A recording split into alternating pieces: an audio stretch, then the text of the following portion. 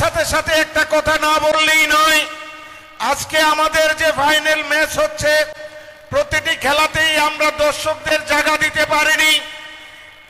তার জন্য আমরা যাকে ভোট দিয়ে এমপি বানিয়েছিলাম প্রতিমা ভৌমিক মহোদয়া, ওনার কাছে বলেছিলাম যে আপনার এমপি ফান্ডে থেকে আমাদের কিছু টাকা দিন, তাহলে আমরা উত্তর দিকের গ্যালারিটা করতে পারবো। উনি আমাদেরকে দেয়নি। তারপর আমরা যাকে ভোট দিয়ে পাস করেছি বিপ্লব দেব মহোদয় এমপি, তিনিও উনাকে বলেছিলাম যে আমাদের কিছু টাকা দেওয়ার জন্য দেয়নি।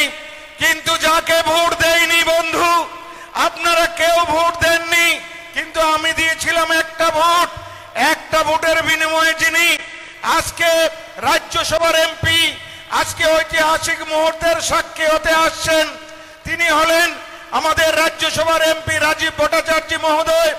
ওনাকে যখন বললাম স্যার আমাদের মাঠটার মধ্যে দর্শক জায়গা দিতে পারছি না, আমাদের গ্যালারি নেই উত্তর প্রান্তে, সাথে সাথে তিনি বললেন যে আমি তোমাকে দেব।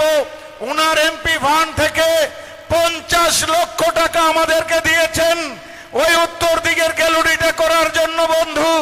যার জন্য এই বক্সনগরবাসীর পক্ষ থেকে আমি নতজানুভাবে ওনাকে প্রণাম জানাচ্ছি এবং ধন্যবাদ জানাচ্ছি।